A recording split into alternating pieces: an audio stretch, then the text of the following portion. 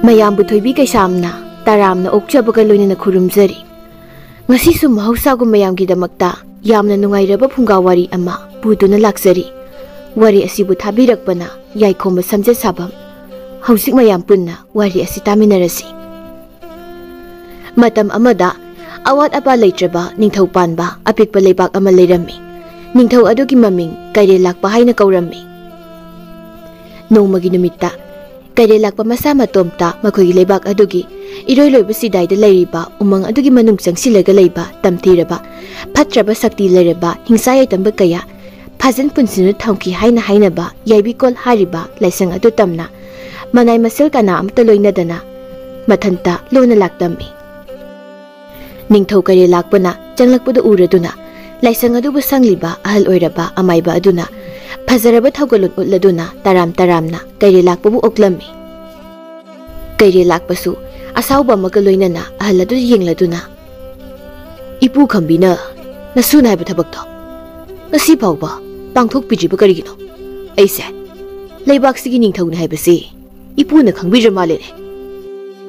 ꯑꯁꯨꯝꯅ ꯌꯥꯝꯅ ꯀꯔꯦꯝ ꯀꯊꯥꯏꯅꯗꯨꯅ ꯈꯝꯕꯤꯗ ꯌꯦꯡꯂꯗꯨꯅ ꯍꯥꯏꯔꯛꯂꯝꯃꯤ꯫ ꯑꯍꯜ ꯑꯣꯏꯔꯕ ꯈꯝꯕꯤꯁꯨ ꯇꯞꯅ ꯏꯪꯅ ꯀꯩꯔꯦꯜ ꯂꯥꯛꯄꯗ ꯌꯦꯡꯂꯗꯨꯅ, "ꯏꯅꯤꯡꯊꯧꯅ ꯂꯩꯕꯥꯛꯁꯤꯗ ꯇꯧꯕ ꯉꯝꯗꯕ ꯊꯕꯛ ꯑꯃꯠꯇ ꯂꯩꯇꯦ ꯍꯥꯏꯕ ꯅꯅꯥꯏꯅꯄꯨ ꯈꯪꯖꯩ꯫ ꯑꯗꯨꯕꯨ ꯏꯅꯤꯡꯊꯧ, ꯅꯅꯥꯏꯅꯄꯨꯗꯤ ꯂꯥꯏꯑꯣꯏꯈ꯭ꯔꯕ ꯏꯄꯥ ꯏꯄꯨꯅ ꯁꯤꯟꯅꯕꯤꯔꯝꯕ ꯁꯤꯟꯐꯝ ꯑꯁꯤꯕꯨ ꯀꯥꯏꯗꯅ ꯉꯁꯤ ꯐꯥꯎꯕ ꯄꯥꯡꯊꯣꯛꯇꯨꯅ ꯌꯥꯏꯕꯤꯀꯣꯜ ꯍꯥꯏꯔꯤꯕ ꯂꯥꯏꯁꯪꯁꯤꯗ ꯐꯥꯖꯟ ꯄꯨꯟꯁꯤꯟꯗꯨꯅ ꯊꯝꯂꯤꯕ ꯐꯠꯇꯕ ꯍꯤꯡꯁꯥ ꯌꯥꯏꯇꯝꯕ ꯀꯌꯥ ꯑꯁꯤꯕꯨ ꯁꯦꯟꯅꯖꯔꯤꯕꯅꯤ꯫ ꯀꯔꯤꯒꯨꯝꯕ ꯏꯅꯤꯡꯊꯧꯅ ꯐꯠꯇ꯭ꯔꯕ ꯍꯤꯡꯁꯥ ꯌꯥꯏꯇꯝꯕ ꯀꯌꯥ ꯑꯁꯤꯗꯒꯤ ꯃꯈꯣꯏꯒꯤ ꯁꯛꯇꯤ ꯑꯗꯣ ꯏꯅꯤꯡꯊꯧꯅ ꯅꯤꯖꯔꯨꯕ ꯃꯇꯝꯗ ꯏꯅꯤꯡꯊꯧꯒꯤ ꯏꯊꯛꯇ ꯑꯋꯥꯕ ꯀꯌా ꯇꯥꯔꯛꯀꯅꯤ꯫ ꯑꯗꯨꯒꯤꯁꯨ ꯃꯊꯛꯇ ꯈꯨꯗꯣꯡꯊꯤꯕ ꯀꯌꯥ, ꯃꯔꯥ ꯂꯩꯖꯗ꯭ꯔꯕ ꯈꯨꯟꯖꯥ ꯀꯌꯥ ꯑꯁꯤꯗ ꯇꯥꯔꯛꯄ ꯌꯥꯏ꯫ ꯃꯔꯝ ꯑꯗꯨꯅ ꯏꯅꯤꯡꯊꯧꯅ ꯇꯥꯛꯄꯤꯔꯤꯕ ꯊꯕꯛ ꯑꯗꯨꯗꯤ ꯅꯅꯥꯏꯅꯄꯨꯅ ꯍꯦꯛ ꯍꯤꯡꯂꯤꯕ ꯃꯈꯩꯗꯤ ꯄꯥꯡꯊꯣꯛꯄ ꯉꯝꯖꯔꯣꯏ." ꯑꯃꯥꯏꯕ ꯈꯝꯕꯤꯒꯤ ꯋꯥꯗꯨ ꯇꯥꯕꯗ ꯀꯩꯔꯦꯜ ꯂꯥꯛꯄꯁꯨ ꯑꯁꯥꯎꯕꯅ ꯃꯁꯥ ꯑꯗꯨ ꯊꯨꯝꯍꯠꯈꯤꯗꯨꯅ ꯃꯥꯒꯤ ꯌꯦꯞꯂꯤꯕ ꯊꯥꯡꯁꯥꯡ ꯑꯗꯨ ꯁꯠꯇꯣꯛꯂꯒ ꯈꯝꯕꯤꯒꯤ ꯃꯅꯪꯒꯟ ꯑꯗꯣꯝꯗꯒꯤ ꯊꯤꯜꯂꯛꯂꯝꯃꯤ꯫ ꯈꯝꯕꯤꯁꯨ ꯃꯌꯥꯗꯒꯤ ꯂꯦꯞꯄ ꯂꯩꯇꯅ ꯏꯈꯦꯡ ꯀꯌꯥ ꯍꯥꯗꯣꯔꯛꯇꯨꯅ ꯌꯥꯝꯅ ꯋꯥꯅ ꯂꯩꯃꯥꯏ ꯑꯗꯨꯗ ꯏꯈꯦꯡ ꯃꯔꯛ ꯑꯗꯨꯗꯁꯨ ꯀꯩꯔꯦꯜ ꯂꯥꯛꯄꯅ ꯊꯤꯜꯂꯛꯄ ꯊꯥꯡꯁꯥꯡ ꯑꯗꯨꯒꯤ ꯃꯇꯨꯟ ꯑꯗꯨ ꯐꯥꯎꯗꯣꯛꯇꯨꯅ ꯂꯩꯔꯤ꯫ ꯂꯩꯃꯥꯏꯗ ꯇꯥꯔꯤꯕ ꯈꯝꯕꯤꯒꯤ ꯃꯁꯥ ꯑꯗꯨꯗ ꯃꯈꯣꯡ ꯈꯣꯡꯄꯥꯛ ꯑꯗꯨꯅ ꯅꯦꯠꯂꯗꯨꯅ ꯃꯅꯪꯒꯟ ꯑꯗꯣꯝꯗꯒꯤ ꯃꯥꯒꯤ ꯊꯥꯡꯁꯥꯡ ꯑꯗꯨ ꯁꯠꯇꯣꯔꯛꯏ꯫ ꯑꯗꯨꯒ ꯑꯈꯥ ꯃꯤꯅꯣꯛ ꯑꯃ ꯅꯣꯛꯂꯗꯨꯅ ꯈꯝꯕꯤꯗ ꯌꯦꯡꯂꯒ, "ꯈꯪꯂꯕ꯭ꯔꯥ ꯑꯍꯜ? ꯅꯉꯛ ꯅꯔꯨ ꯑꯗꯨ ꯀꯟꯕꯒꯤ ꯃꯍꯩꯅꯤ ꯈꯪꯉꯣ꯫ ꯃꯥꯂꯦꯝꯁꯤꯗ ꯀꯩꯔꯦꯜ ꯂꯥꯛꯄ ꯑꯩꯅ ꯇꯧꯒꯦ ꯈꯟꯕ ꯊꯕꯛꯇ ꯊꯤꯡꯂꯛꯂꯕ ꯑꯩꯅ ꯂꯦꯝꯅ ꯊꯥꯗꯦ ꯍꯥꯏꯕꯗꯣ ꯈꯪꯂꯗꯅ ꯉꯁꯤꯗꯤ ꯀꯩꯁꯨ ꯂꯩꯇ꯭ꯔꯕ ꯅꯪ ꯑꯃꯅꯁꯨ ꯀꯩꯔꯦꯜ ꯂꯥꯛꯄ ꯑꯩꯅ ꯇꯧꯒꯦ ꯈꯟꯕ ꯊꯕꯛꯇ ꯑꯊꯤꯡꯕ ꯊꯝꯕ, ꯑꯌꯦꯠ ꯑꯄꯟ ꯄꯤꯖꯕꯁꯨ ꯁꯥꯔꯤ." ꯈꯝꯕꯤꯁꯨ ꯌꯥꯝꯅ ꯋꯥꯅ ꯀꯩꯔꯦꯜ ꯂꯥꯛꯄꯗ ꯌꯦꯡꯂꯛꯇꯨꯅ ꯁꯣꯔ ꯇꯠꯂꯤ ꯇꯠꯂꯤ, "ꯅꯥꯄꯜꯅ ꯊꯨꯝꯍꯠꯂꯕ ꯅꯪꯗꯤ ꯅꯪꯅ ꯇꯥꯟꯁꯤꯜꯂꯤꯕ ꯁꯛꯇꯤ ꯃꯌꯥꯝ ꯑꯁꯤꯅ ꯃꯁꯤꯅ ꯃꯔꯝ ꯑꯣꯏꯔꯒ ꯃꯤ ꯃꯔꯛ ꯁꯥ ꯃꯔꯛ ꯑꯣꯏꯅ ꯅꯄꯨꯟꯁꯤ ꯑꯗꯣ ꯂꯦꯟꯕ ꯑꯣꯏꯌꯣ꯫ ꯅꯪꯒꯤ ꯑꯍꯥꯟꯕ ꯐꯪꯕ ꯅꯆꯥ ꯑꯗꯨꯒꯤ ꯃꯈꯨꯠꯇ ꯅꯪꯒꯤ ꯊꯋꯥꯏꯗꯣ ꯊꯥꯕ ꯑꯣꯏꯌꯣ." ꯑꯁꯨꯝꯅ ꯁꯥꯞ ꯇꯧꯔꯝꯃꯤ꯫ ꯀꯩꯔꯦꯜ ꯂꯥꯛꯄꯁꯨ ꯌꯥꯝꯅ ꯁꯥꯎꯅ ꯃꯥꯒꯤ ꯊꯥꯡꯁꯥꯡ ꯑꯗꯨ ꯍꯥꯏꯒꯠꯂꯛꯇꯨꯅ ꯊꯥꯡꯉꯥꯏ ꯑꯃꯨꯛꯇ ꯈꯝꯕꯤꯒꯤ ꯂꯨꯔꯦꯜꯗꯨ ꯊꯕꯠ ꯂꯥꯎꯅ ꯀꯛꯂꯝꯃꯤ꯫ ꯑꯗꯨꯝꯅ ꯈꯝꯕꯤꯕꯨ ꯇꯝꯊꯤꯅ ꯍꯥꯠꯂꯝꯂꯒ ꯃꯥꯒꯤ ꯃꯈꯨꯠ ꯑꯗꯨ ꯊꯥꯡꯅ ꯈꯔ ꯂꯦꯟꯗꯨꯅ ꯃꯁꯥꯗꯒꯤ ꯊꯣꯛꯂꯛꯄ ꯏꯈꯦꯡ ꯑꯗꯨ ꯂꯩꯔꯤꯕ ꯅꯨꯡ ꯑꯣꯜꯂꯕ ꯃꯨꯔꯇꯤ 8 ꯑꯗꯨꯒꯤ ꯃꯊꯛꯇ ꯇꯥꯍꯟꯗꯨꯅ ꯀꯩꯔꯦꯜ ꯂꯥꯛꯄꯅ, "ꯌꯥꯀꯥꯏꯔꯣ, ꯌꯥꯀꯥꯏꯔꯣ, ꯅꯈꯣꯏꯕꯨ ꯑꯃꯨꯛ ꯍꯟꯅ ꯑꯩꯒꯤ ꯃꯥꯂꯦꯝ ꯑꯁꯤꯗ ꯀꯧꯔꯕꯅꯤ꯫ ꯑꯁꯨꯝꯅ ꯃꯁꯤꯅ ꯁꯣꯟꯖꯩ."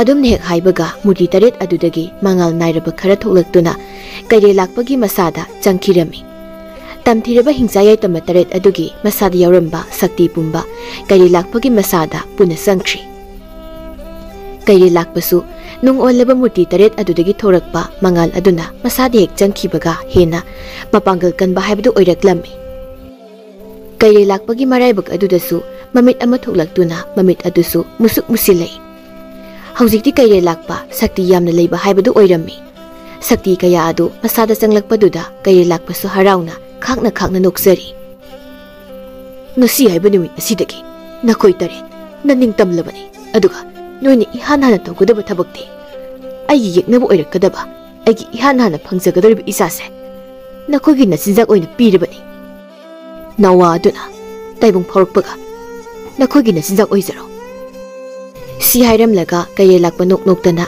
yaibikol hariba sang adudagi magi konung tamna sagol adu kana thauduna satkirami somdana kaye lakpagi taloi maharani lehaudami tamliba nawa thawai adu taibung phawgadaba thabung amata ngaira haiba khangbada masadu masabu uningmagi ikhau langba hengalaklami adubu mapa oiriba kaye lakpa manadi masai kari sukhanba tawdana phatraba hingsaba taret aduda masabu machinjak oizaro haina kathokri karibu thokadauri kaisu khangjadriba taibung khongdarakadabagi ngaidu leizariba nawasigi maraibakti kari oigani haiba tamba ngamde matamna sumasum haukibana numit adu nungti nongmongma numit ama oirami konung adugi mipum khudingmak irang langnarami maramdi maharani lehaw ngambigi khoiji khada mitamliba angang adu ngasi taibung pharokadaba numit haibadu oirami maharani gi kamanung adudana mayok nabi amai bina lehaw ngambigi khoiji khadagi nawadu taibung phauraknaba kana hotnarami maharani gi thongjin pan aduda manai masen kayaga loinana kari lakpa masu yauna mayok nabi amai bibu tholakpa ngaijari kari lakpasu asum lairambadagi hawkhra wafam ama khangning singlei mamit ani adudasu ikheng mathakta hiptuna singamda leiriba khambigi sakta madu uraklami masina nokfe tawduna kari lakpada yenglaga khambina phatraba ningthau nangi sojikti matam laklagani taibung phorokadoriba angangsigi makhutta nangi punsi loiradabadi khango si haiduna khambisu khakna noglei wakhalladuda mangdun leiringai angangna wa amana kapagi khonjel ama kare lakpagi nakongda taraklami khonjel adu tarakpadagi kare lakpasu wakhal khangta tarai maharani gi kadagi manai nupi ama senthoraktuna kare lakpada yenglaga iningthau maharani ibemado kaisu asoi ngam yaudana angang nupa ma phangjare asumna harau tamlai mathwai wana pawadu du bungairamba manai masen kaya adudi pawdu tabada harauna rami adubu kare lakpadi masadu ithak takatna makhwangni yebliba thangsang adu satorei kare lakpagi matawadu ubada harauna leiramba mayamdu tingak kare lakpada loina yengnarei kare lakpagi wakhalda masabu hatlage khalubani adubu mayam aduna mangonda loina tingak yengduna leirambaduda noksinarei aduga makhutta pariba thangsang adu thangalladuna aibu isabiba ma phangjaraba si haiduna harau tayambagi matau ama miyam adugi mamangda ulai ithak thakatnaramba mayam adu sorsangna hondoktuna kare lakpada yengduna makhoisu noksari adubu kare lakpa madi maithongna noksarabasu masabu hatningmana makhut adu thak nikpa makhai khanglami adumna mayam aduna harau tayamna leinari ikhang khangaudana nonglenusit ama laktuna konung adugi mathakta akhak arau amaga loinana nongthang khaktharaktuna mayok nabi amai bina pamliba taibang phauda ngairiba kare lakpagi masa aduda nongthang adu tasilai adumna tarokpaduda konung adui khawang singduda thak launa ninglami kare lakpa yamna thuna sensilaktuna masa adubu phatraba hingsaba taret aduna chakrabar haina yengba harau changlakpani adubu lehauna masabu piyamani yomsiduna pamlaga laramlibudu uri madu ubda kare lakpa amuke hena sauningmadi poklami adubu phamthaduna lehauda yenglaga lehau nang amadi isadi kaisu tawdraba natro asumna oina hangi mayok nabi amai bi adudi ki hibana maklab adu thak nikpa makai kare lakpada yengladuna leizari lehaudi masadu pamduna masabu mabu inbiduna lehauna nupa nangina sase kayada nusiribani yengo si haiduna mamitagi mapi sinthaduna kaplami magi nupi gi wadu tabada kare lakpadi khangningban langtaknaraduna mangona kina yengdu leiriba mayok nabi amai bidu yenglaga ima amai bi aigi isabu yengba pami asumna hairaklami mayok nabi amai bi dusu upai leita kina lehauki maphamdagi angang adu balauduna kare lakpada ulai kare lakpasu masabu yengladuna chimbal adu momonoksai Angang adu sadong khudingmak hingsaba taret aduna sathokraga saru polang oina ikheng marakta hinglaga leirammi. Angang adu hek yengmada akiba pokpa haibadu oirammi kare lakpasu masagi mong mataw adu yenglaga khakna noglei aduga mayok nabi amaibi du yenglaga amaibi nang ni isa sibu hatoklaga turina thadarusu chalo asum naide taibang phawda ngari ba pikliba masa aduna pibam sadaba aki masak oizarabasu lehawgi thamoidadi masabu nungsibuna kapna mapuroibada yengladuna kari wano ining thawna takpiribatubo ining thawbu ngaurabro asibugi masak oirabasu masi isani aigi punsigi ihan hana pangjaba isani asumna kapna haizari kaye lakpana nupi madu fana oidunasu angang sigi mong mataw kayase umangolgi masakni nang masikhango maramaduna angang se aidi isana haiba ngamloi si haiduna amu mayok nabi amaibi du yengladuna ima amaibi nang hauzik phawba kaidoribage angang adu hatoklaga ising lang tharusu salo leihauna yaroi aigi pamdagi isa munkiba yaroi isagidi mama ai lerisidi si haiduna masabu logi tawbuda kaye lakpana lehawgi makhut animak phasinun thamlami lehawgi mong mataw kaya du ubada mayok nabi amaibi dusu makhong thangdokpa ngamdana leizari adubu ningthau kaye lakpagi akan maya thangna henkibana upai leita phibam kareba angang adu puduna angang macha adubu isingda langtharunaba purei khulgi sidaida tawna leplep mo wangna hariba mafam aduda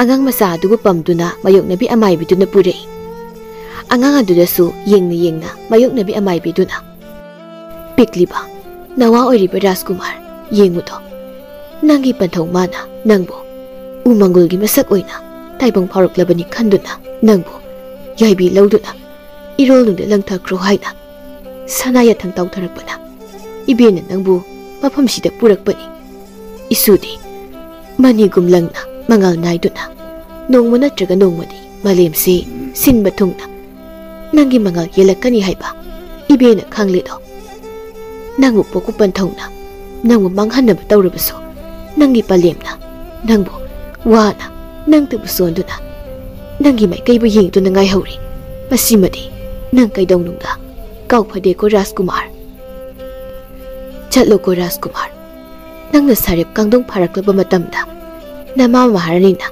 kangma ngamlaridaba milup irang ase nongmadi nangna taithokla khoko asumna haiduna hinaw amada phibam kairaba Rajkumar adubu hiphanduna isel aduda tapna inthorei ngasaidagi mayok nabi amaibi ahal oirabi nupi aduna tawriba amadi ngang lisakli mayam pumnamak adu lumduna leplep wangna horiba tawmarak adudagi masak ngom khangdraba tamthiraba jiba amana tumina taraga leirami mayok nabi amaibi aduna thabak adu hek pangthokpa loibaga khanghaudana phallawna songsilaktuna mayok nabi amaibi dugi mamangmaktada masak ngom khangdraba tamthiraba jiba adu leptuna ngarang ngangladuna leiri angakpani ngasai makai lumduna yenglaga tanja mangai du leiramliba jiba adu masa tangkhai amana miyoiba oiraga khwang makhaina sarba mirangi makhong panba jiba makhal ama oidun leirami jiba dugi sawong sada du ubada mayok nabi amaibi adudi kikhibana makhong thangma thoktana jiba duga mayok naduna yengnaraga leiri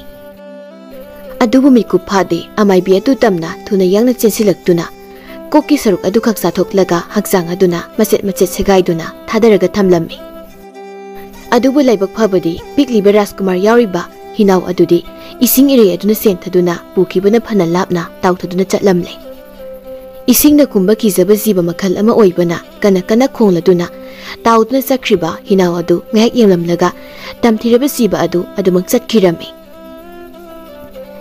kaye lakpa madi masadu siramlani khanbana mathamoidu harauta yama kaya phawjarami adubu maharani lehaudi mapuroiba ningthaubu warokhibana walang amta ngangdana manakta kanasu janghanba tawdana tongana magi kada matomta leikhirami una miyoibai khoigi khongkhutna chingba kaya sabaiba khutlaiba kawba nupa masu leirami khutlaibagi ne haibada kanasu leiramde mahak matomta tarak hingjaba miyoi amani Mana sariba ugi khongkhut kaya asi upai leitana soinaidun leiraba mi kaya amada pibirami.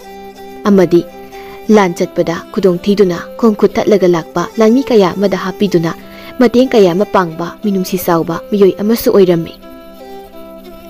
Maduda sunatana lamkoiba satuna lambi lamkhang natraga lanthengnaba mafam kayada pibam kaina siduna taramba mi kaya amagi masada mana saba ugi khongkhut kaya du hapsin biduna thawa yaudaba haksang kaya du phajana lerol samsin biduna thambirami. Adamna khutlaibana asum leptan lakpana waraduna turil masa amagi torbalda sangsilaktuna laktuna makuna khuzu kanduna ising adu mabuk pena thaksarami. Ising adu thakpa loiraduna magi wagi utong adu puthokduna ising khara soklaga chalage haina tarku matamda ikhang khangaudana angang macha amana kablakpagi khonjel ama khutlaibana taraklami. Khuthlaibasu mamai adu leiduna asum yenglakpada hinaw ama turil mapan aduda pandra laribadu urami. Khuthlaibasu hatu sensilaktuna hinaw aduda hiplaga kapliba anga dubu pamkhatlaga yenglu matamdadi khuthlaiba masa adu tusungkiba khanghaude angakpanasu thankirami. Sadong amata yaudana koki saru aduna isaw saraduna saru palang oina angang masa adu leirambadudadi khuthlaibasu kari haigadabuno kari tawgadabuno khangamdre.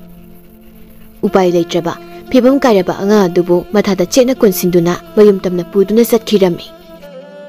Matamna asum haukibana chahi khara haukre kari lakpagi mapamda saukibana leihau sanglo matam ase matomta tumin leirami. Kari lakpasu magi nupigi wakhalbu nungaijanabani khanduna magi phatraba mahi kaya sizinaduna semlami. Kari lakpagi phatraba mahi kayana punsinuna semba angang adusu haujikti pungkak sarokpa haibadu oirami. Angang adu nupani mamingna lamnganba haina tholami. Lamnganba na lehaubu magi apukpi mamani khanduna harau-harauna nungaiba harau matamda wari kaya sajai. Waraba matamda lehaugi maphamda tamjarami. Adubu lehaudi mabuk thoki masa adubu halakhini haibagi wakhalda ngasisu masabu ngaiduna matomta tuminna masabu kauduna kapsarami. Lamnganbana mamaga naksinabu hotnarabasu lehaugi nungsuk nungsanaba maithong adu ubada lamnganbasu lehaugi maphamda karisu haijaba ngamjaramde. Lamnganbagi maphamda mama lehaugi maphamdagi mama masagi nungsiba mari aduda ikhau langna ngaijarami. Somdasu khutlaibana thengnaduna purakiba lehaugi mabuk thoki masa adusu haujikti chawba sare phari. Adugi sumathakta khutlaibana una makhong makhut amadi haksangi kayat kaya sembi sabiduna hapjinbibadagi haujikti hek yengbada miyoiba maga chap manare. Khutlaibana masabu nushina poireiton haina kaujarami. Noma khuthlaibaga loinana poireiton umangda lakduna phajaba asumu upal khanduna yalingai masana lamhui oiraga mamai aduna sarba laren oina panba masangong khangdraba tamthiraba jiba makhal ama thoklaktuna khuthlaiba amadi poireitonbu hatlage haina hotnarei. Poireiton amadi khuthlaibasu makhutta pariba khuthlai aduna masado ngakthoksaduna tamthiraba jiba duga lanthengnarami. Adumna wana hotnaduna poireitona tamthiraba jiba dubu hatlami. Adumna tamthiraba masak mong khangdraba jiba do hek hatkibaga khutlaibana una sabiraga hapliba poireitongi oithangbugi makhong adu kelei. Aduga matomta sadong kayasu onsilaktuna aseng makhong ama haibadu oirei. Mataulangon adu ubada khutlaibadi ngakpana khamthengba haibadu oirami. Khutlaibagi masada karigumba makhangle madudi tamthiraba miyoiba madi lengli paliba kaya sige yeknabu oiriba ama hatbaga poireitongi haksang kayat ama olei haibadu madu khangladuna khutlaibana masabu mayum tamna pudun laklaga masabu phajana hiphanduna thamlaga mana tauraga thangsang anikak sabirami. Poireitondi wangang thokba ngamdabanina tumina mapabungna tauribadu yengduna leijari. Poireitondi masagi mit daha anisu yaraktabanina khutlaibana mit anisu panbiribani. Phajana sengna uba ngamdrabasu maseng marang uriba mamit adugi matengna tamthiraba jiba dubu poireitona hatpa ngamkhibani. Khuthlaibasu mana ngasaidagi sariba thangsang ani adu saba loiraduna poireitongi makhutki mahutta makhut animak mana sariba thangsang adu oina panbirami. Aduga thangsang ani dugi thangkhum oina makhut ani du khumjillami. Adumna thangsang ani adu hapjinba loiraduna nongmanini adu Mana paliba thangsang adubu matau karamna lauthokuna sizinagani amadi amung hanna matau karamna makut adu kumjingani haibna singma kaya poireitu mu tawhan duna yenglami poireiton su makut masadu singli mana khaliba khongchat asi chatpa matang sapsari haina khalladuna noma ahing ama khulaibana masa poireitu mu nushini yengzaduna ipagi bungo nangna kauruitabadi awa ana tarba mi kayagi mateng pangbiduna nangi palit padhogi khongaliduna nang makoigi manakta nungaina leiruro si haiduna masabu mathada chena konsinjai adubu poireitondi magina kong anidusu khulaibana sabibu oibanina khulaibana hariba kayadu amada taba ngamlamde adubu mapabungbu taibung pharakpadagi uba phangjiba amadi mapabungi khonjel amuk phawba taba phangjadrabasu poireitona khulaibabudi yamna nungsizarami adumna ahinga do hawkhiduna mathangi numittadi mapabungi maphamda bidai piramlaga awa ana taraba mi kayagi mateng pangnaba khongsan khirami khulhaibasu masa poireitona sakri maikay adu yengladuna masina tapna sonjai ipagi poireiton myoiba mati thawai panba kayagi yeknaba phatraba hingsa yaitama kaya isana hatlaga nongma natraga nongmadi mapung phaba myoiba ama oiduna ipabu thiba lauko isana ipagi khongu lidu lakju phawba ipa isabu halakpa wana ngairamge ko asumna masina sonjaduna milupi rangna masagi maphamda bidai pikhirami poireiton su asum lakpana khulmacha ama yoshilei khuladu sangsilakpada thawai yaudaba haksang kaya ta darag leiramlibudu thengnare poireiton su leptana asum sangsilakpada nupi macha amana kap tuna chelakpadu poireitona mami sami urami nupi macha adugi matung aduda makongni hingsabi oiba aduga masana saraba larengi masa oiba jiba makhal amana tanarakliba adu poireiton urami poireiton ngahakti chelakliba nupi macha aduda yenglaga leplaga leirami nupi macha adusu ipa pakhana chesilaktuna poireitongi matungda lumladuna nupi macha aduna ibu nasanbu damthirabi hingsabi sidagi amukta kanbiyu phatraba hingsabi sina aibu pokpiba phalem panthauda natana khula sigi bi amata khaktana chathokpiba mati hadokpiba kaya taukrabani sing nasanbu amukta kanbiyu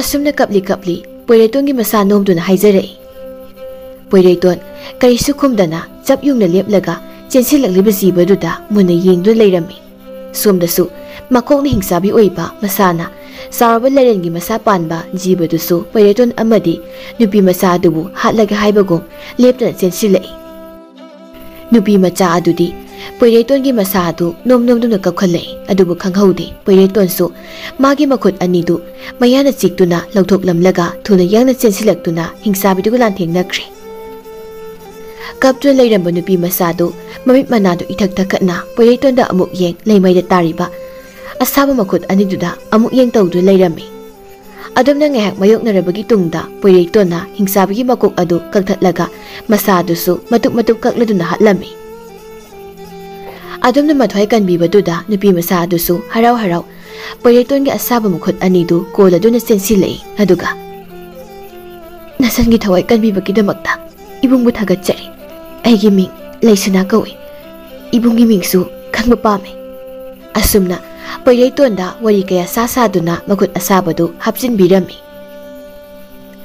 poireitona karisu khumlaktabaduda leisnasu hairap poireitona yenglaga ibung nasan ega sakhangnaba pamdabagiro asumna hanglei adubu khanghaudana poireitongi mamaida uplamba maikhumadu kelaktuna leisnaki mamangda tare leisnasu ingangakna mamaido nongkhalaga poireiton yenglu matamdadi poireitongi ihingna hingakta ngairaba maithong adu ubada khangprek khangladuna leisnadu kana laurei adubu mikukhragi matungdadi tapna oisilaktuna poireitongi akiba phanglaba mai adu phajara maithong amada olaklami leisnadi pakhatpana poireitonda kina yengladuna ibung nangma miyoibara natraga karino nangi kusina karigi thangani oina palibano khongsisu ye thangbase una saba male oi thangma khongsidi miyoibagi khongna urise kamaina no hauzik ai mangdasu taraklibaduna karino aduga nangi maithongda uplamliba maikhumsina kanana sabibano aibo wakhalamde tahalo ibungse miyoibara natraga karama makalgi sibano mi onba ngamdaba sibu oirabra asumna hanglai adubu poirei tondi laisnana haiba mayam adu kaisu tadabanina tumina asum chathirami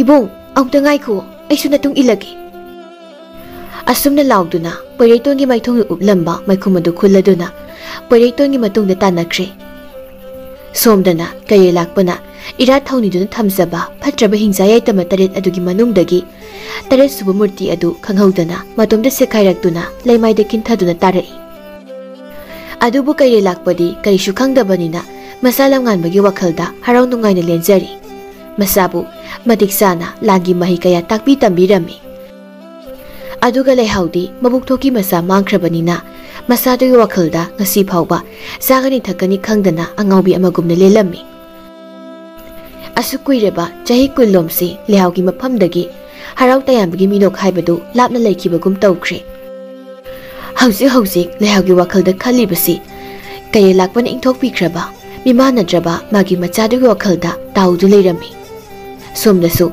poireitongi matung inaraktuna leisnaga loinana asum lakpana chingkhong mayada taba khulama yausilakli ibung kaidano hauzik ibani la isibo ngasaidagi wasu langsumta ngangdrisibu kaidorageba asumna hangsei adubu hanglabasu poireitondi karisu khomlakte karisu hairakte asum changsilakpana khulmacha adugi manungda changsilakpada makogi khul adugi lusingmagi manai nupa amana uraduna poireiton amadi leisnada yengladuna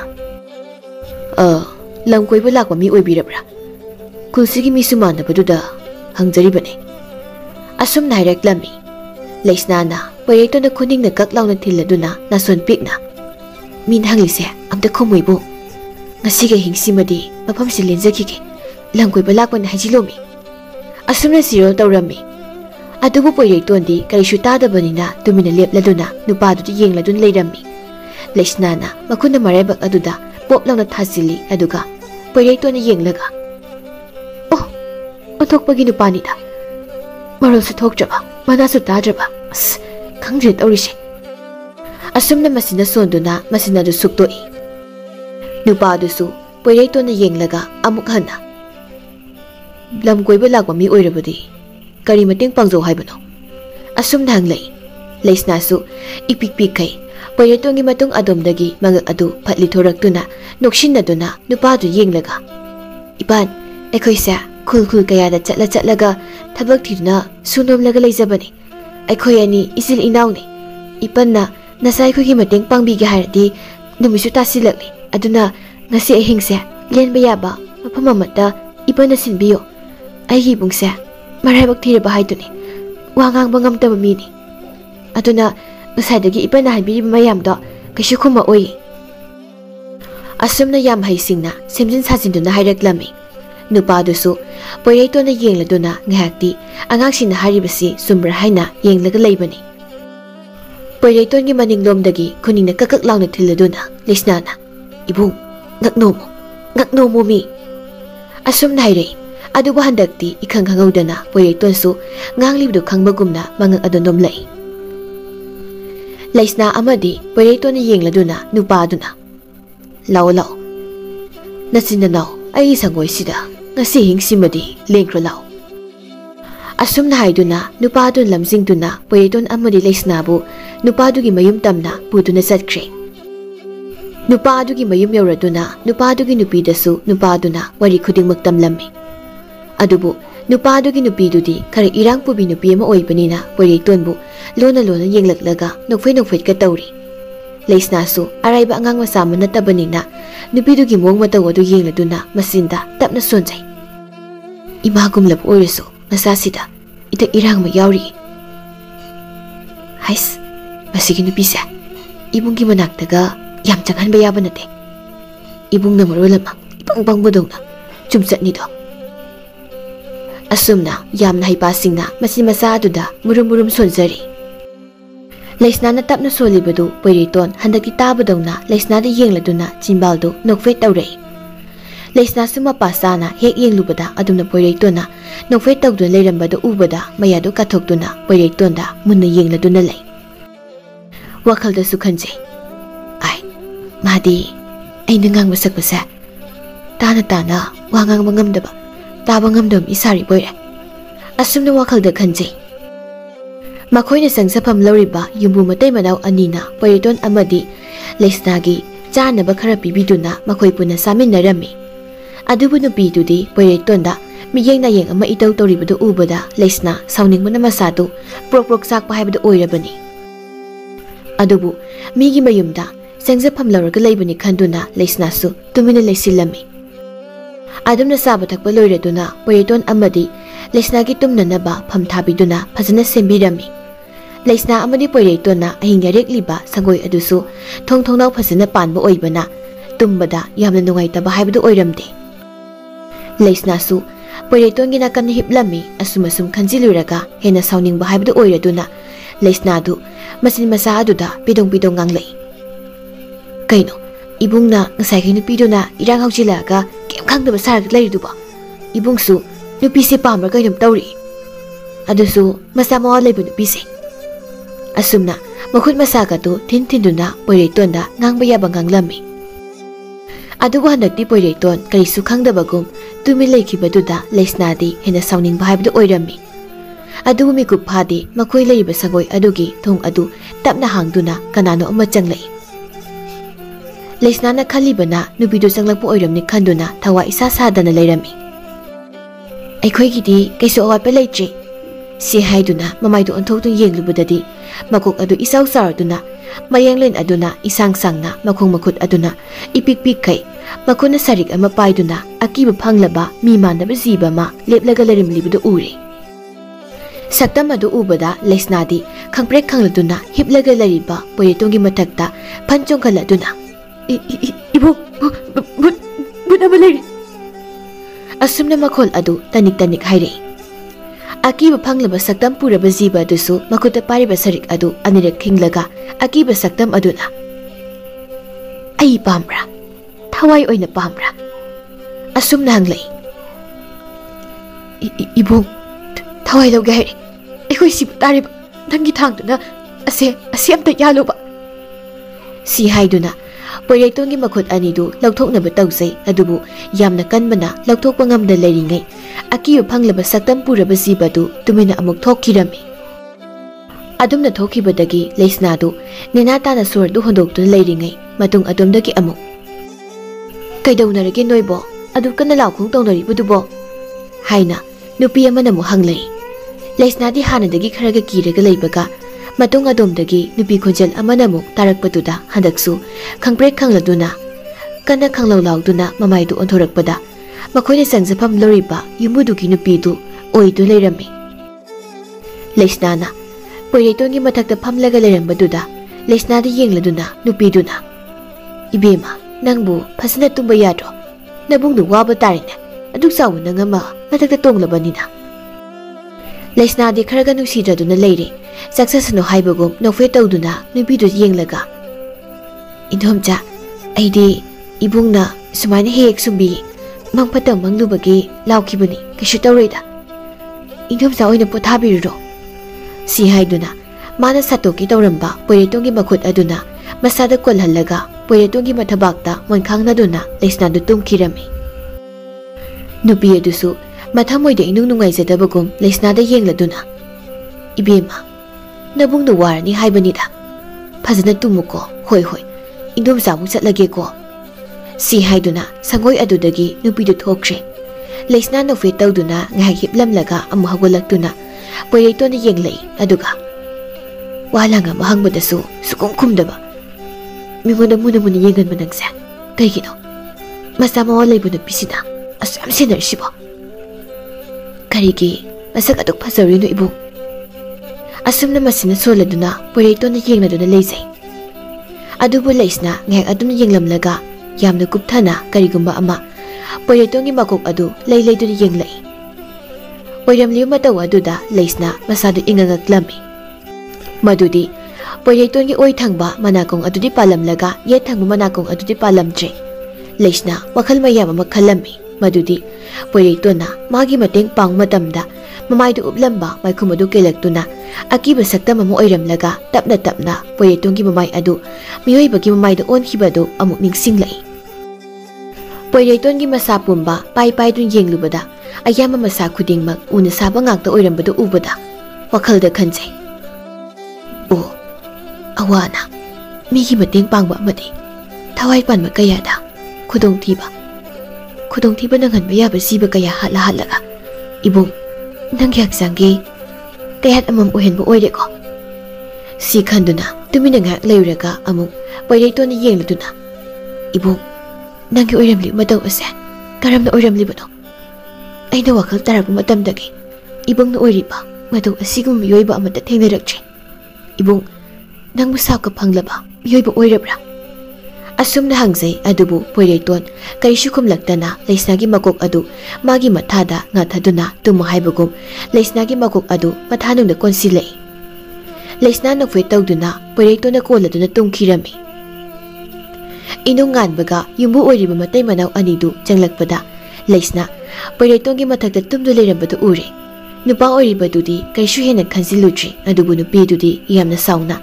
leisna da yengladuna kayada ngangliba ngangno yengune mabungsigi mathakta khakhallaga tummemi karamba masin manawno khangzadeda asumna masina solai yariba nupi mi masin manawne karino nangna khalibudubo asumna magi nupi de sairei nupi dusu mapuroibana sairakpaduda mare adu lalli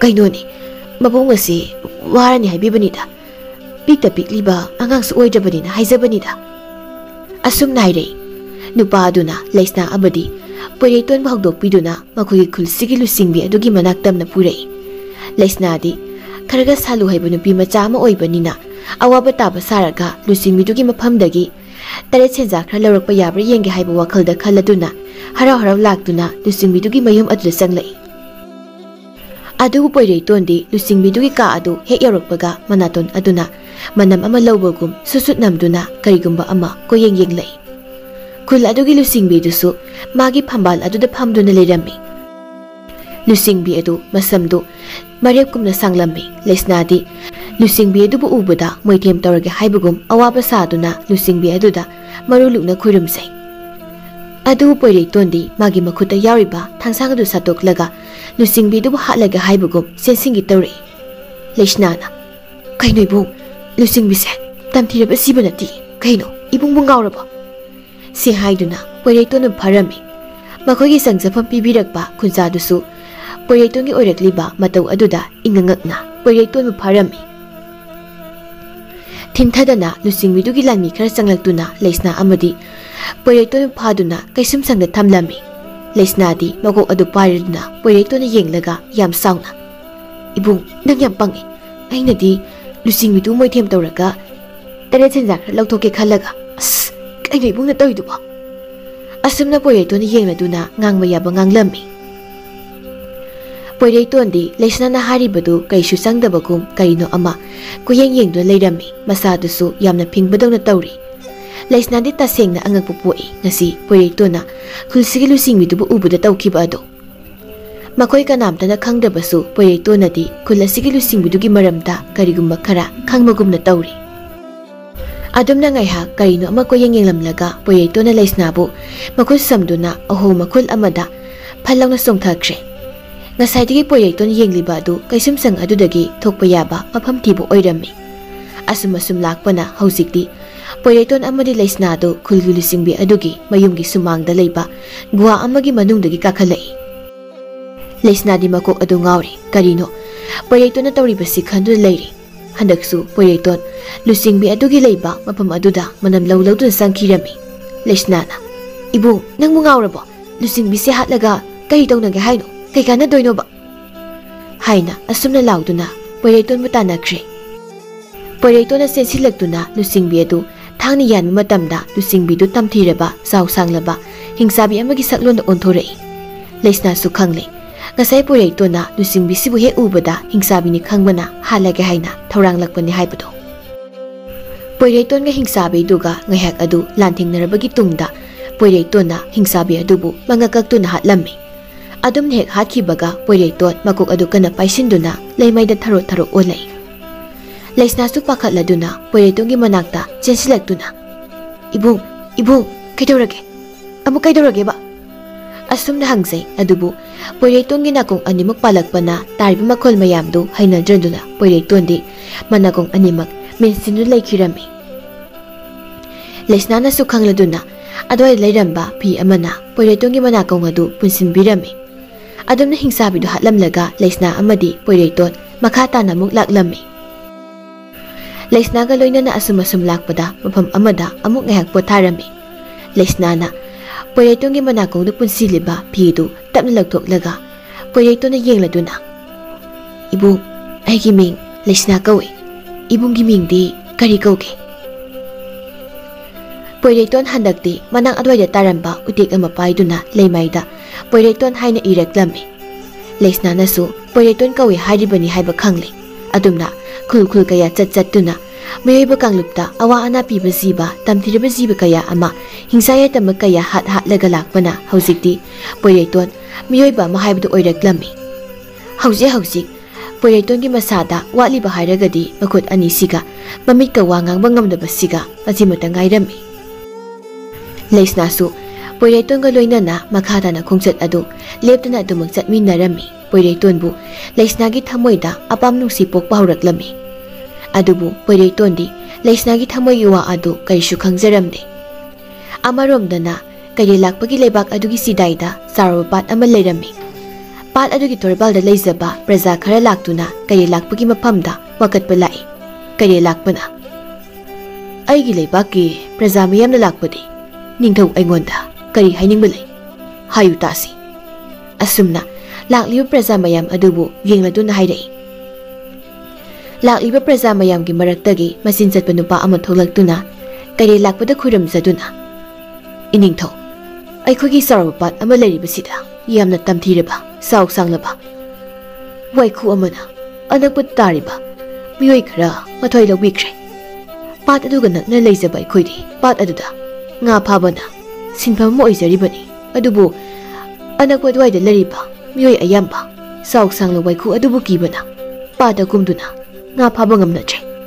Maram aduna iningthona thaujan birabadi sauk sangla waikhu adubu hatpiduna aikhugi hingnadaba lambi ma oiriba pat adubu kalmiyu haina haizagi laksabani. Asumna khurumjaduna haizarai. Kaye lakpa nupadugi wadu taraga masada napal amaga loinana khakna noklai aduga kaire lakpana. Adugi oireko karisu khangano praja mayamgidamakta aina soiduna sauk sanglaba tamthireb waikhu adubu hatlaga noigi awaba kokhangani. Asumna hairei. Pat adugi anakpada leiba praja mayam adudi peladuna kaire lakpa iningthon yai phare haina launarei.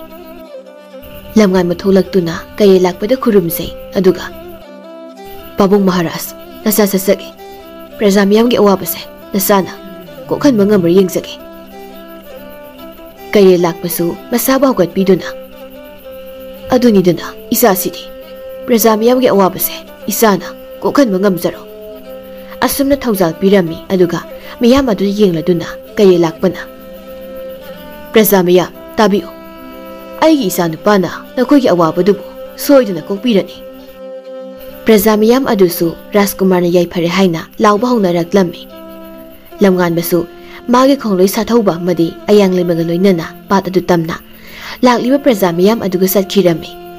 Somnasu Poireiton amadi Laisna asum lakpana kaire lakpana paliba lebak adu yausilaklami. Lamnganbasu pat adu yauraduna ngehek mawong yenglaba matungda liliba praja mayam adubu yengladuna. Taribra miyam pumnama ngasidi korong masu mayum sangkigadore.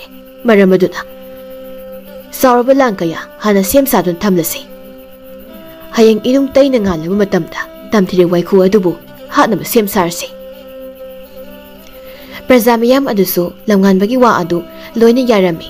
Makhoi khara amana saraba langkaya ama sem saba hokre.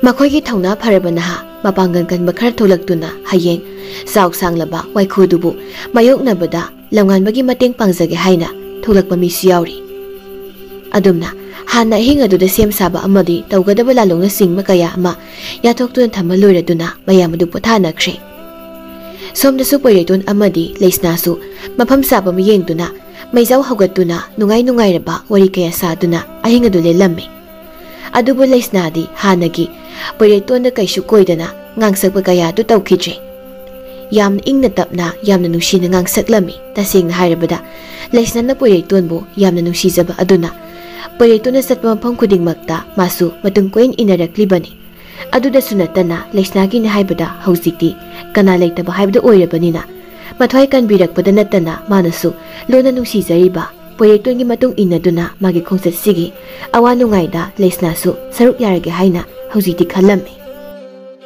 ꯑꯗꯨꯝꯅ ꯉꯥꯏꯍꯥꯛ ꯋꯥꯔꯤ ꯋꯥꯇꯥꯏ ꯇꯧꯔꯝꯂꯒ ꯑꯔꯩꯕ ꯀꯔꯤꯅꯣ ꯈꯔ ꯆꯥꯃꯤꯟꯅꯔꯝꯂꯒ ꯂꯩꯁꯅꯥ ꯑꯃꯗꯤ ꯄꯣꯏꯔꯩꯇꯣꯟꯁꯨ ꯇꯨꯝꯅ ꯍꯤꯞꯅꯈ꯭ꯔꯦ꯫ ꯃꯊꯪꯒ ꯑꯌꯨꯛ ꯑꯗꯨꯗꯗꯤ ꯂꯝꯉꯥꯟꯕꯅ ꯂꯨꯆꯤꯡꯗꯨꯅ ꯁꯥꯊꯧꯕ ꯑꯃꯗꯤ ꯑꯌꯥꯡꯂꯩꯃꯒ ꯂꯣꯏꯅꯅ ꯄꯥꯛꯂꯄꯥꯠ ꯑꯗꯨꯒꯤ ꯇꯣꯔꯕꯥꯜꯗ ꯂꯦꯞꯂꯒ ꯂꯩꯔꯝꯃꯤ꯫ ꯍꯥꯏꯅꯈꯤꯕꯒꯤ ꯃꯇꯨꯡ ꯏꯟꯅ ꯆꯥꯎꯔꯕ ꯂꯥꯡ ꯀꯌꯥ ꯑꯗꯨ ꯄꯨꯗꯨꯅ ꯍꯤꯅꯥꯎ ꯈꯔ ꯍꯣꯟꯗꯨꯅ ꯄꯥꯠ ꯑꯗꯨꯗ ꯀꯨꯝꯊꯅꯈ꯭ꯔꯦ꯫ ꯃꯤ ꯈꯔ ꯂꯥꯛꯄꯒꯤ ꯃꯤꯅꯤꯜ ꯃꯈꯣꯜ ꯑꯗꯨ ꯇꯥꯕꯗ ꯆꯥꯎ ꯁꯥꯡꯂ ꯋꯥꯏꯈꯨ ꯑꯗꯨꯁꯨ ꯏꯔꯣꯜꯅꯨꯡ ꯑꯗꯨꯗꯒꯤ ꯐꯠ ꯂꯥꯎꯅ ꯐꯥꯎꯒꯠꯂꯛꯇꯨꯅ ꯍꯤ ꯀꯌꯥ ꯍꯣꯟꯗꯨ ꯂꯥꯛꯂꯤꯕ ꯑꯗꯨꯝ ꯇꯝꯅ ꯆꯪꯁꯤꯜꯂꯛꯏ꯫ ꯂꯝꯉꯥꯟꯕꯅ "ꯑꯌꯥꯡꯂꯩꯃ, ꯅꯪꯒꯤ ꯅꯊꯧ ꯍꯥꯟꯅ ꯄꯥꯡꯊꯣꯛꯑꯣ." ꯑꯁꯨꯝꯅ ꯍꯦꯛ ꯍꯥꯏꯔꯛꯄꯒ ꯑꯌꯥꯡꯂꯩꯃꯁꯨ ꯃꯥꯒꯤ ꯂꯤꯔꯨꯡ ꯇꯦꯟ ꯑꯗꯨꯅ ꯃꯄꯥ ꯆꯨꯝꯅ ꯋꯥꯏꯈꯨꯗꯨꯒꯤ ꯄꯥꯜꯂꯤꯕ ꯃꯃꯤꯠ ꯑꯗꯨꯗ ꯇꯦꯟꯅ ꯀꯥꯞꯁꯤꯜꯂꯤ꯫ ꯋꯥꯏꯈꯨ ꯑꯗꯨꯁꯨ ꯃꯃꯤꯠꯇ ꯇꯦꯟꯅ ꯀꯥꯞꯁꯤꯜꯂꯛꯄꯗꯒꯤ ꯁꯥꯎꯕ ꯍꯦꯟꯈꯤꯗꯨꯅ ꯃꯥꯒꯤ ꯆꯥꯎꯔꯕ ꯃꯈꯨꯠ ꯈꯨꯆꯞꯄꯤ ꯑꯅꯤꯗꯨꯅ ꯑꯐꯪ ꯑꯐꯪꯕ ꯃꯅꯥꯛ ꯇꯝꯅ ꯍꯣꯟꯖꯤꯜꯂꯛꯄ ꯍꯤ ꯈꯨꯗꯤꯡꯃꯛ ꯊꯥꯗꯨꯅ ꯊꯨꯒꯥꯏꯕ ꯍꯧꯔꯛꯏ꯫ ꯆꯥꯎ ꯁꯥꯡꯂ ꯋꯥꯏꯈꯨ ꯑꯗꯨꯒꯤ ꯃꯈꯨꯠ ꯀꯥꯆꯞꯄꯤ ꯑꯗꯨꯅ ꯏꯁꯤꯡꯗ ꯍꯥꯏꯕ ꯊꯥꯕ ꯇꯧꯕꯗꯨꯅ ꯏꯁꯤꯡ ꯏꯃꯥꯏꯗꯨ ꯊꯛ ꯅꯤꯛꯂꯗꯨꯅ ꯍꯤꯁꯤꯡ ꯑꯗꯨ ꯂꯣꯏꯅ ꯃꯊꯪꯒ ꯑꯣꯊꯣꯛꯇꯨ ꯂꯩꯈ꯭ꯔꯦ꯫ ꯑꯗꯨꯕꯨ ꯈꯣꯏꯁꯥꯎꯅꯔꯕ ꯋꯥꯏꯈꯨ ꯑꯗꯨꯅ ꯑꯌꯥꯡꯂꯩꯃ ꯇꯝꯅ ꯆꯦꯟꯁꯤꯜꯂꯛꯇꯨꯅ ꯆꯥꯎꯔꯕ ꯃꯥꯒꯤ ꯃꯈꯨꯠ ꯈꯨꯆꯞꯄꯤꯗꯨꯅ ꯑꯌꯥꯡꯂꯩꯃꯕꯨ ꯆꯞꯈꯤꯗꯨꯅ ꯍꯥꯠꯂꯒꯦ ꯍꯥꯏꯅ ꯍꯣꯠꯅꯔꯛꯄꯗ ꯀꯗꯣꯝꯗꯒꯤꯅꯣ ꯏꯈꯪ ꯈꯪꯍꯧꯗꯅ ꯁꯥꯊꯧꯕꯁꯨ ꯈꯨꯂꯩ ꯊꯨꯅ ꯃꯥꯅ ꯄꯥꯏꯔꯤꯕ ꯆꯥꯎꯔꯕ ꯁꯤꯡꯖꯪ ꯑꯗꯨꯅ ꯑꯌꯥꯡꯂꯩꯃꯕꯨ ꯆꯞꯈꯥꯏꯗꯨꯅ ꯍꯥꯠꯂꯒꯦ ꯍꯣꯠꯅꯔꯛꯂꯤꯕ ꯋꯥꯏꯈꯨꯒꯤ ꯀꯥꯆꯞꯄꯤ ꯃꯈꯨꯠ ꯑꯗꯨ ꯀꯛꯊꯠꯂꯤ꯫ ꯋꯥꯏꯈꯨ ꯑꯗꯨꯁꯨ ꯀꯟꯅ ꯈꯣꯡꯂꯗꯨꯅ ꯁꯥꯊꯧꯕꯁꯨ ꯃꯈꯨꯠ ꯅꯥꯝꯃꯗꯨꯅ ꯊꯥꯗꯣꯔꯛꯄ ꯑꯗꯨꯒꯤ ꯇꯥꯟꯖꯥ ꯂꯧꯗꯨꯅ ꯂꯝꯉꯥꯟꯕꯁꯨ ꯃꯥꯒꯤ ꯊꯥꯡꯁꯥꯡ ꯑꯗꯨꯅ ꯋꯥꯏꯈꯨꯗꯨꯒꯤ ꯃꯈꯨꯠ ꯅꯥꯝꯃꯗꯨꯁꯨ ꯀꯛꯊꯠꯂꯝꯃꯤ꯫ ꯃꯈꯨꯠ ꯑꯗꯨꯃꯛ ꯀꯛꯈꯤꯕꯗꯒꯤ ꯍꯦꯟꯅ ꯁꯥꯎꯈꯤꯗꯨꯅ ꯆꯥꯎ ꯁꯥꯡꯂ ꯋꯥꯏꯈꯨ ꯑꯗꯨꯁꯨ ꯃꯌꯥ ꯑꯗꯨ ꯂꯥꯎꯅ ꯀꯥꯊꯣꯛꯇꯨꯅ ꯏꯁꯤꯡ ꯑꯗꯨ ꯃꯌꯥ ꯃꯅꯨꯡꯗ ꯁꯤꯡꯁꯤꯡꯕ ꯍꯧꯔꯛꯏ꯫ ꯑꯗꯨꯝꯅ ꯍꯦꯛ ꯇꯧꯔꯛꯄꯗꯒꯤ ꯏꯁꯤꯡ ꯏꯊꯛ ꯑꯗꯨꯗ ꯇꯥꯎꯗꯨꯅ ꯂꯩꯔꯤꯕ ꯃꯤꯄꯨꯝ ꯈꯨꯗꯤꯡꯗꯨ ꯋꯥꯏꯈꯨꯗꯨꯒꯤ ꯃꯌꯥ ꯃꯅꯨꯡ ꯑꯗꯣꯝꯗ ꯆꯪꯁꯤꯟꯕ ꯍꯧꯈꯤꯗꯨꯅ ꯃꯤꯑꯣꯏ ꯑꯃ ꯑꯅꯤꯗꯤ ꯆꯥꯎ ꯁꯥꯡꯂꯕ ꯋꯥꯏꯈꯨꯗꯨꯒꯤ ꯃꯌꯥ ꯃꯅꯨꯡꯗ ꯆꯪꯗꯨꯅ ꯃꯊ꯭ꯋꯥꯏ ꯃꯥꯡꯕ ꯌꯥꯎꯅꯈ꯭ꯔꯦ꯫ ꯁꯣꯝꯗꯁꯨ ꯄꯣꯏꯔꯩꯇꯣꯟꯒ ꯂꯩꯁꯅꯥꯒ ꯅꯨꯡꯉꯥꯏꯔꯕ ꯋꯥꯔꯤ ꯀꯌꯥ ꯁꯥꯗꯨꯅ ꯑꯁꯨꯝ ꯂꯥꯛꯄꯗ ꯃꯤ ꯀꯌꯥ ꯂꯥꯎ ꯈꯣꯡꯅꯕꯒꯤ ꯃꯈꯣꯜ ꯀꯌꯥ ꯇꯥꯔꯛꯄꯗꯨꯗ ꯄꯣꯏꯔꯩꯇꯣꯟꯁꯨ ꯃꯥꯒꯤ ꯃꯈꯨꯠ ꯑꯅꯤꯗꯨ ꯂꯧꯊꯣꯛꯂꯝꯂꯒ ꯆꯦꯟꯈꯤꯔꯝꯃꯤ꯫ ꯂꯩꯁꯅꯥꯁꯨ ꯄꯣꯏꯔꯩꯇꯣꯟꯒꯤ ꯃꯈꯨꯠ ꯑꯅꯤꯗꯨ ꯀꯣꯜꯂꯗꯨꯅ ꯄꯣꯏꯔꯩꯇꯣꯟꯅ ꯆꯦꯟꯈꯤꯕꯗꯨꯕꯨ ꯇꯥꯟꯅꯈ꯭ꯔꯦ꯫ ꯂꯝꯉꯥꯟꯕ ꯑꯃꯗꯤ ꯁꯥꯊꯧꯕꯁꯨ ꯃꯈꯣꯏꯒꯤ ꯉꯝꯖꯕꯤ ꯊꯥꯗꯨꯅ ꯍꯤꯡꯍꯧꯕ ꯄ꯭ꯔꯖꯥ ꯃꯌꯥꯝ ꯑꯗꯨ ꯀꯪꯐꯥꯟ ꯑꯗꯣꯝꯗ ꯏꯟꯊꯣꯛꯈꯤꯕ ꯑꯃꯗꯤ ꯇꯣꯔꯕꯥꯟ ꯇꯝꯅ ꯂꯝꯈꯠꯄ ꯀꯌꯥ ꯇꯧꯔꯝꯃꯤ꯫ ꯑꯗꯨꯝꯅ ꯇꯧꯔꯤꯉꯩ ꯁꯥꯊꯧꯕꯗꯤ ꯋꯥꯏꯈꯨꯗꯨꯒꯤ ꯃꯌꯥ ꯃꯅꯨꯡꯗ ꯆꯤꯡꯁꯤꯟꯕ ꯍꯧꯈ꯭ꯔꯦ꯫ ꯂꯝꯉꯥꯟꯕꯁꯨ ꯁꯥꯊꯧꯕꯕꯨ ꯀꯧꯗꯨꯅ ꯋꯥꯏꯈꯨꯗꯨꯒꯤ ꯃꯅꯥꯛ ꯇꯝꯅ ꯏꯔꯣꯏꯗꯨꯅ ꯂꯥꯛꯏ꯫ ꯁꯥꯊꯧꯕꯅ "ꯑꯩꯒꯤ ꯀꯩꯁꯨ ꯋꯥꯕꯤꯒꯅꯨ ꯃꯖꯥꯏꯕꯨꯡꯉꯣ, ꯅꯅꯩ ꯀꯩꯁꯨ ꯇꯧꯖꯗꯦ" ꯑꯁꯨꯝꯅ ꯂꯥꯎꯔꯛꯏ꯫ ꯑꯗꯨꯕꯨ ꯂꯝꯉꯥꯟꯕꯗꯤ ꯄꯥꯈꯠꯂꯗꯨꯅ ꯀꯪꯐꯥꯟꯗ ꯀꯥꯍꯟꯈ꯭ꯔꯕ ꯑꯌꯥꯡꯂꯩꯃꯕꯨ ꯌꯦꯡꯂꯗꯨꯅ ꯂꯥꯎꯔꯛꯏ꯫ "ꯑꯌꯥꯡꯂꯩꯃ, ꯈꯨꯂꯩ ꯊꯨꯅ ꯋꯥꯏꯈꯨꯁꯤ ꯇꯦꯟꯗꯝꯂꯧ, ꯅꯠꯇ꯭ꯔꯕꯗꯤ ꯁꯥꯊꯧꯕꯁꯤ ꯁꯣꯏꯗꯅ ꯌꯥꯏꯕꯤ ꯃꯥꯡꯕ ꯇꯥꯔꯦ."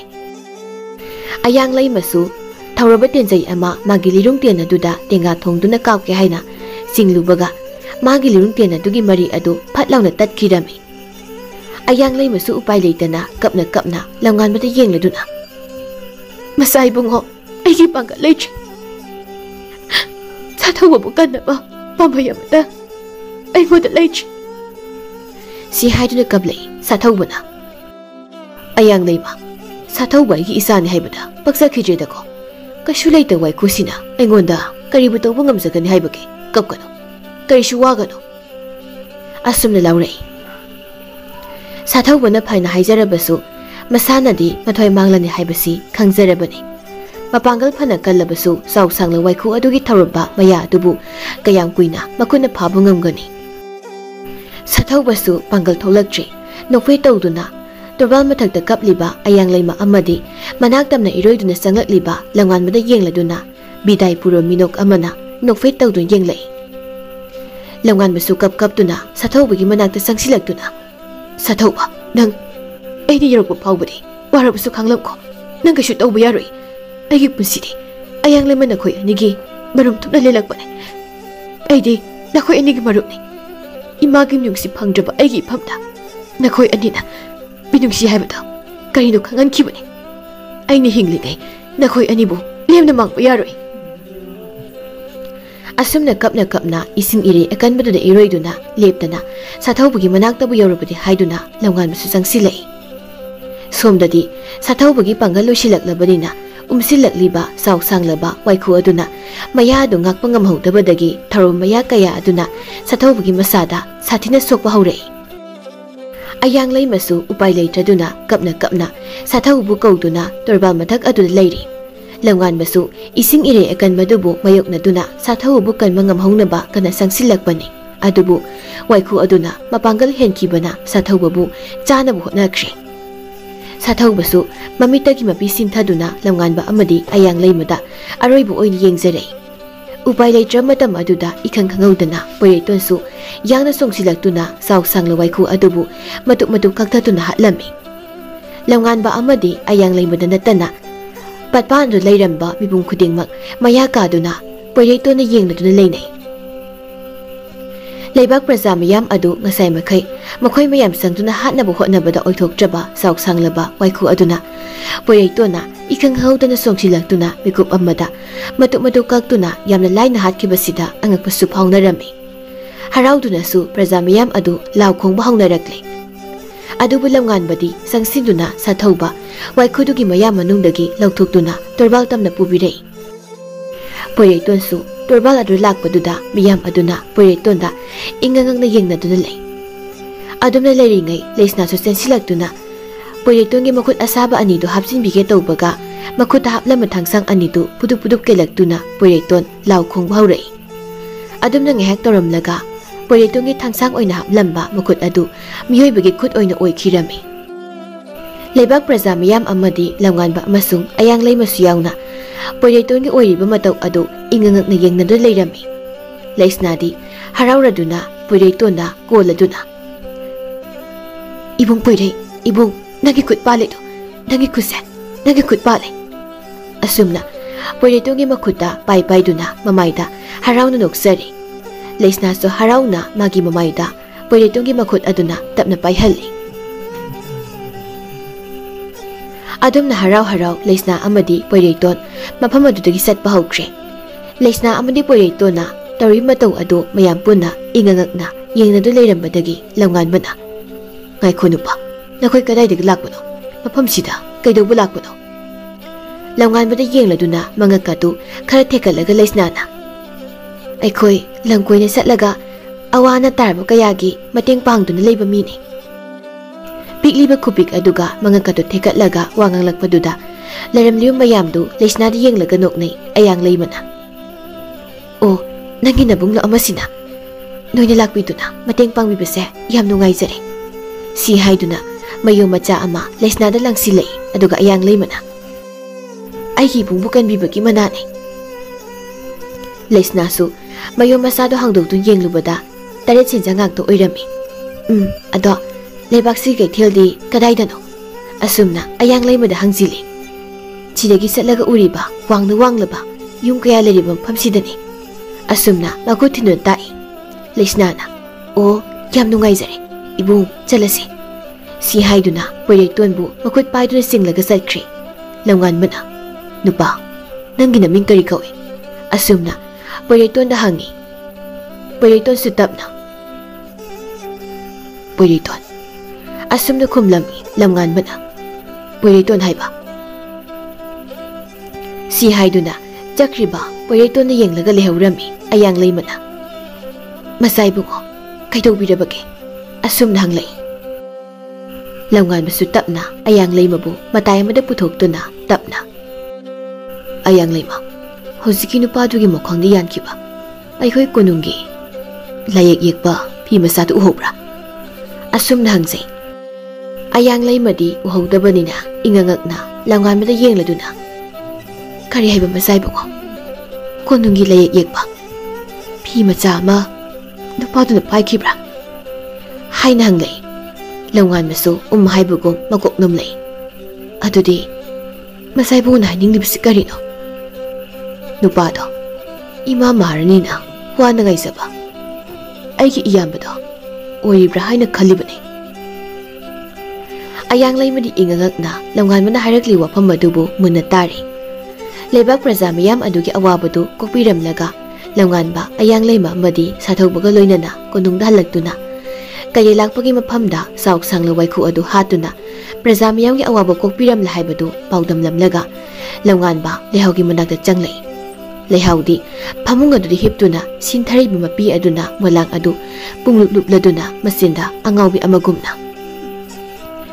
imagi pari nasiso isan halakpado imana gairi sagi bukjel senba nangina babu maharasna nangbu inthok bigrabaso aigi thamoidagi isabu ithoki balaiti imagi thamoinadi isabu asisu nuksiri isan halaktuna ima haina kaurajri phauba ai kanagi sumama oiroi asumna masina sonduna kapsari adumna lehauna kaptu leringai langan basu tapna sanglaktuna lehauda yenglaga ima nasa hanjarakle phare phare asoi angam yauduna praja miyamgi awaba kokpiramase nangbo miyamna nungsibiba mutba leitra mingset amadi thamlamlabani adubo aina haikadabadi ningthogi sakaida tillabadi lebak praja miyamgi penabada tawgadabani khudongthiba ama lakpada lebak praja miyamgi pangthana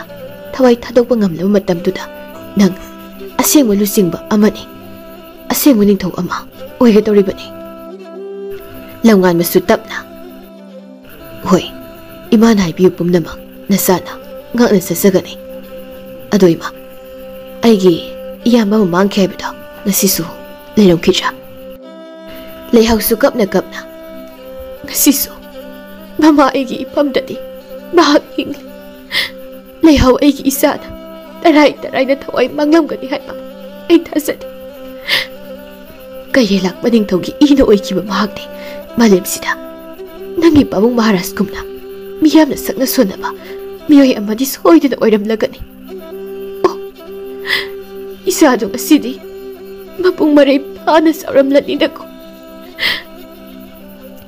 asumna masina sonsaduna kablay langan masutapna mamitagi mabisin thaduna lehawdi yenglaga ima asidi imana kharona ngaijarakpa imagi nabuktuki nasado nasara thengdaraklay lehawsu langan bagi wadu tabada mamai leithoktuna langan bada yenglay kari haiba hayo ibugo layambado kalai lehawi magai lehawge asumna langan bagi masado nomduna hangzarei langan basu ngasidi mathamoy pena kapsarami poitongi pokminaba manawda manawgumna lehawna hairakpa wadu tarduna kapna langan bana ima aigi tasawta aigi lebaksida wado haiba loiba nangjingai kay lakpana thongadu khangang hangdurei aduga kanagi masa ha kanagi tasawno ipagi bugo miyoi mitok sadaba umangolgi masak oiba madi aigi isa natte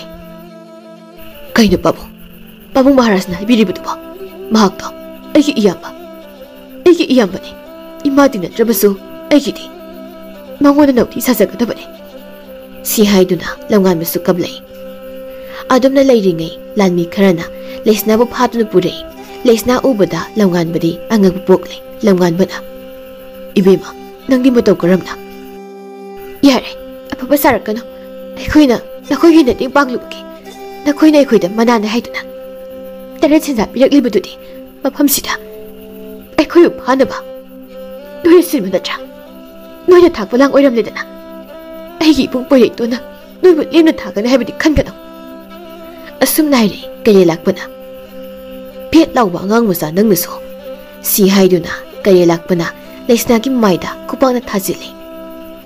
Leihausu hiplammadagi senthoragtuna Leisnabu konsinduna. Kaino nupa, nupi masasigi kari mara laibagino. Babu, aduk tamthina tawbiribane. Nupi, nang tumina layo. Nupi masasinanine. Ay yeknaba, umangolgi masak oiraba.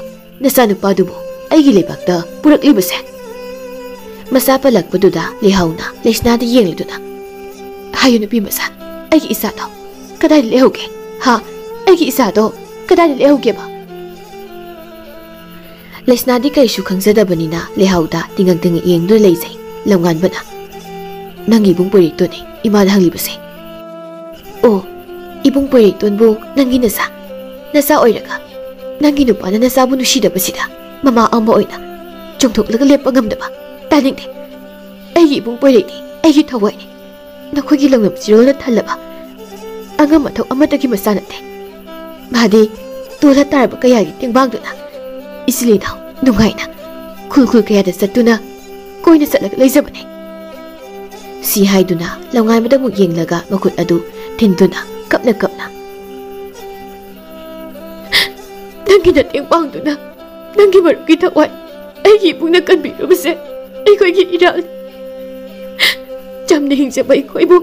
Na ko'y gilang na tuwan biba ni. Ubagi pangalay siya ba ibong doon na. Ay mo ko'y titiram ka ni. Ay ikonyo tada ba ta. Mga hangkalay tanalay magamdaman ni. Ano mo, noy na ibo pa na purang pagilamat ni. Ibong nasoy na kumlag ka ni. Si Hiram laga Leisna kana sentokri. Lehaw amadi langan ba na Leisnabu phana ba tanan zabani adubu nang haudre.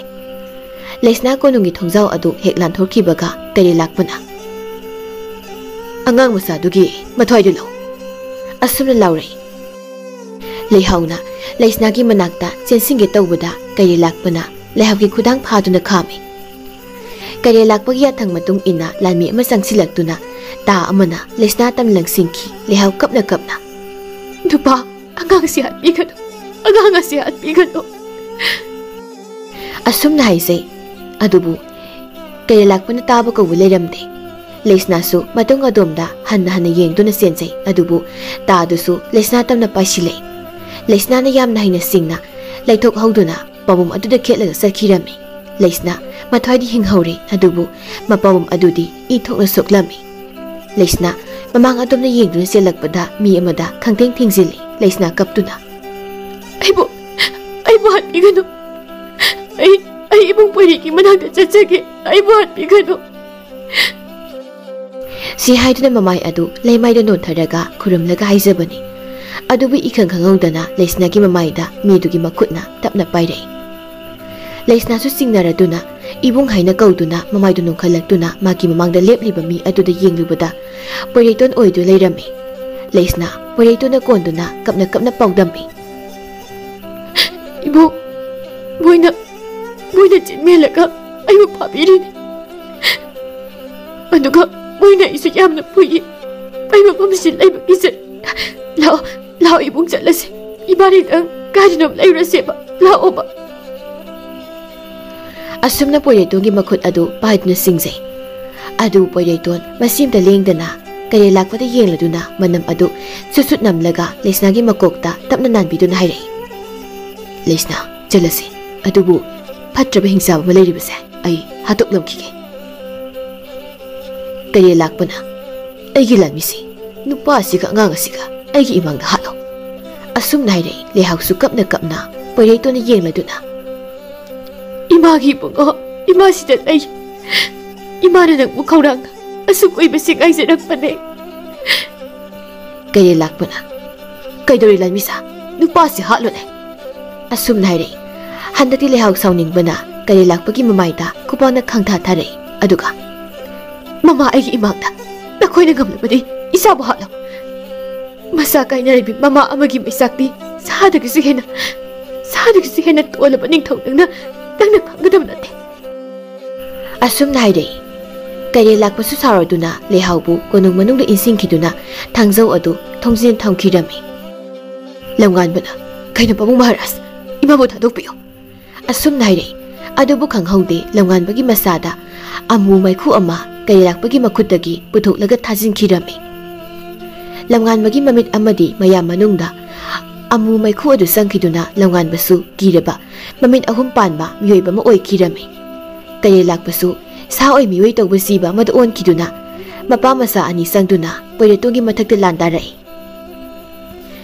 poireton matomtaga kayay lakpa amadi lamnganba makoy aniga lanthingnaringi tanza si lawduna leisnana sensinduna thongadu hangdokpiduna lehawbu puthokton tholei leihawdi macha ani amadi mapuribuna soknariba lan soknaribadu yengladuna kapna kapna khamdoknabu hotnajai adubu ayang leima amadi sathawbuna leihawbu khamjinduna thamlami ayang leimasu lamnganbagi oyeba phibam adu yengladuna kapna kapna masai bungo karino asi masai bungo no oyramli mataw asibo asumna haiduna kaplami ayang leimagi thamoida lamnganbabu lona nusizaribani maram aduna lamnganbagi akiyo phanglaba matawada ubada ayang leimadi kapsabana tana kaishu tawba ngamjaramde poireton matomtaga makhoi ani sangba oibanina lamnganba amadi kayay lakpana poireton bulaksab henjilei poireton su magi leijabi pangal thaduna lanthengnabani adubu makhoi ani ke matomtaga lamba tarokpasida warakladuna ama hana lambanaragi khaladuna lamnganbaga hana lanthengnaraktuna lamnganbagi mamit adu magi thang aduna thingjinbadagi lamnganba wakhal laktuna chainadu khangba ngamdana mamit anidu paiduna chainadu khangnabu hotnajai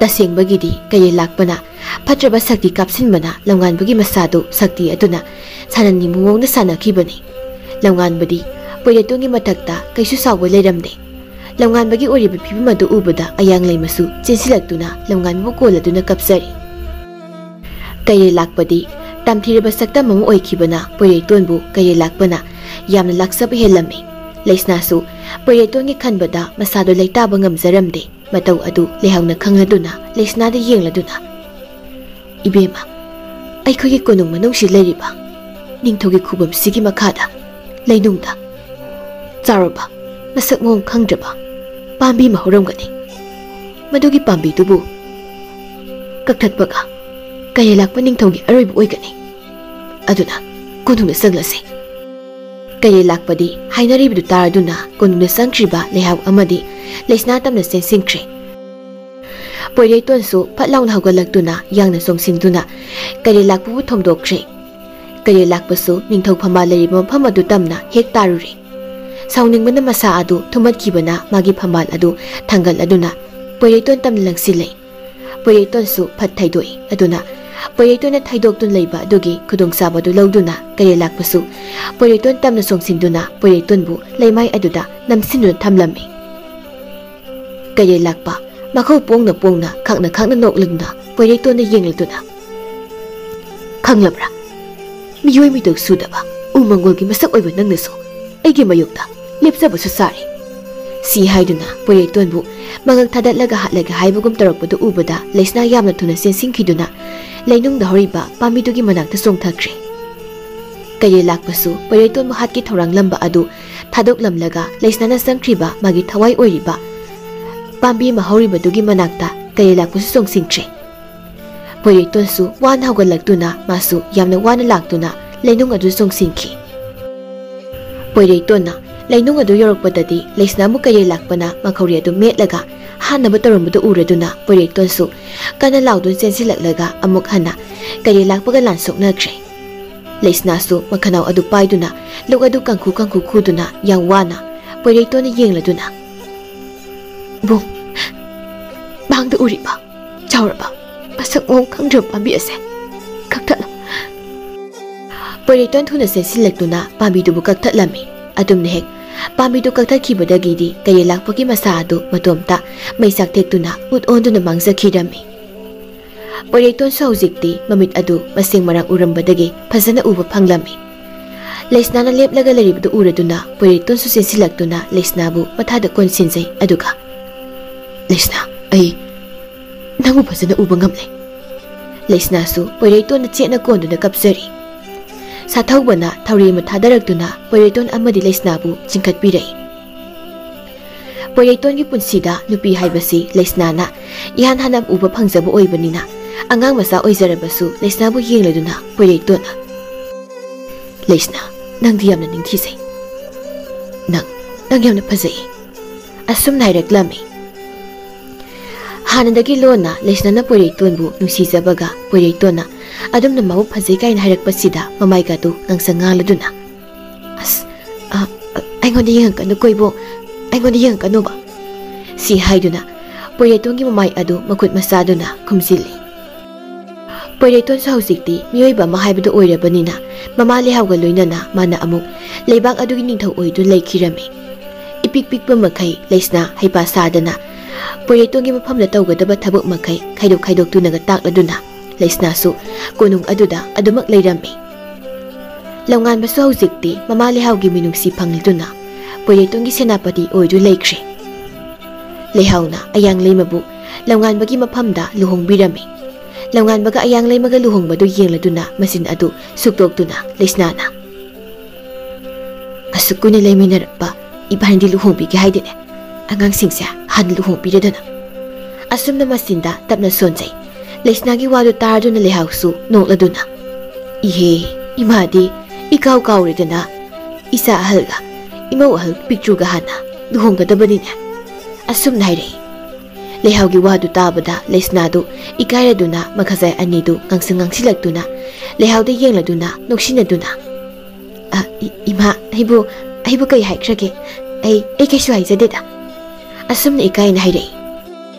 Poiraiton su hanadagi Lesnada kaisu koijadabanina Lesnagi makhazaida sikpirami. Lesnadu Poiraitongi makhut katu kathokladuna Poiraitona yenglaga. Is imasu leiri nanaw nupi mayabsigi mamangda ikhare khasineradana. Asumna Poiraitona sairei. Pikliba khupiktuga ngangthorakli wataduga leiba mayamdu Lesnada yengladuna punna noklei.